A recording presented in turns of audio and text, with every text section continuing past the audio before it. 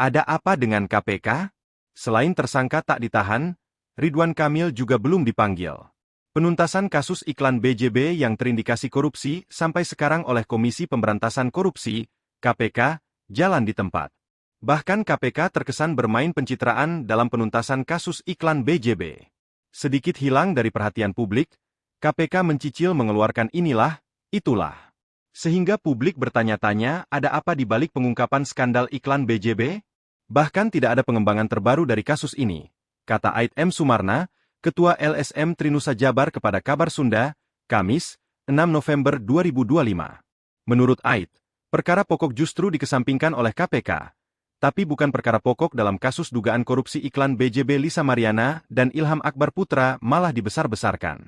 Sampai saat ini para tersangka yang berjumlah 5 orang belum ditahan, dan progres kasus terhadap mantan Gubernur Jabar Ridwan Kamil dan ex-anggota BPK Ahmadi Nur Supit juga jalan di tempat.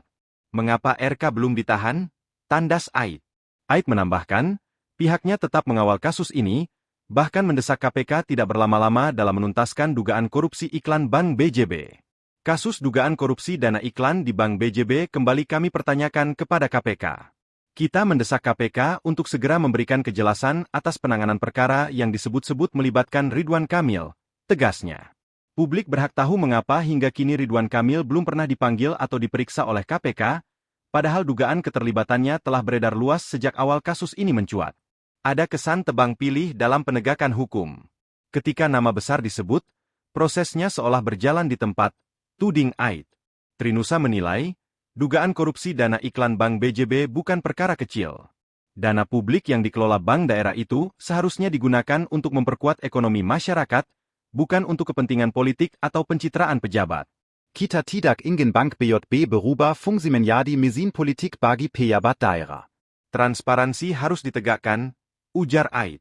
Trinusa juga menyoroti kasus kredit macet PT Sritex di Bank BJB yang kini tengah diusut oleh Kejaksaan Agung RI. Namun, hingga kini belum ada perkembangan signifikan. Kejaksaan harus menjelaskan kepada publik sejauh mana kasus Sritex ini berjalan. Jangan hanya ditunjukkan di awal, lalu menguap tanpa arah, katanya. LSM Trinusa menilai lambannya penanganan dua kasus besar tersebut menimbulkan pertanyaan serius. Apakah ada kekuatan politik atau ekonomi yang menekan aparat penegak hukum?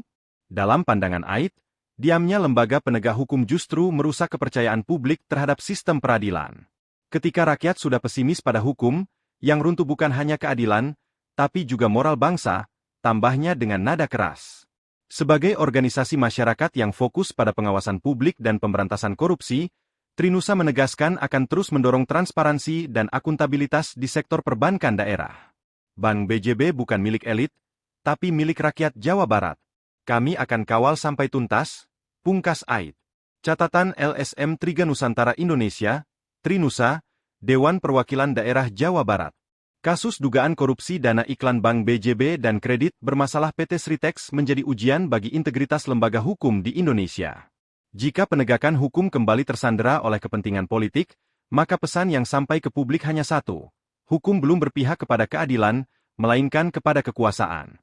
Dalam kasus iklan ini, KPK telah menetapkan 5 orang sebagai tersangka, yakni Yudi Renaldi selaku Direktur Utama BJB, Widi Hartoto selaku Pimpinan Divisi Corporate Secretary BJB, Ikin Asikin Dulmanan selaku Pemilik Agensi Antedja Mulyatama dan Cakrawala Kreasi Mandiri, Suhendrik selaku Pemilik Agensi BSC dan Wahana Semesta Bandung Express, R. Sophan Jayakusuma selaku Pemilik Agensi Cipta Karya Mandiri Bersama dan Cipta Karya Sukses Bersama. Kasus ini terkait dengan dugaan korupsi penempatan iklan BJB di media pada 2021 hingga 2023. Diduga ada kong kali kong dari pihak BJB dengan agensi iklan untuk mengakali pengadaan iklan tersebut. Dari sekitar 300 miliar rupiah yang dianggarkan, diduga hanya 100 miliar rupiah yang benar-benar dipakai untuk iklan di media. Terdapat selisih 222 miliar rupiah yang kemudian fiktif. Dana tersebut diduga kemudian digunakan pihak BJB untuk memenuhi kebutuhan dana non-budgeter. KPK tengah mendalami sosok penggagas dana non-budgeter itu, termasuk soal peruntukannya. Aliran dana non-budgeter itu pun tengah ditelusuri. Dalam penyidikan kasus ini, KPK menggeledah rumah mantan Gubernur Jabar Ridwan Kamil serta kantor pusat BJB. Ridwan Kamil mengaku kooperatif dengan proses yang dilakukan KPK. Para tersangka dijerat pasal 2 ayat 1 atau pasal 3 UU Tipikor. Kelima tersangka sudah dicegah ke luar negeri tetapi belum ditahan.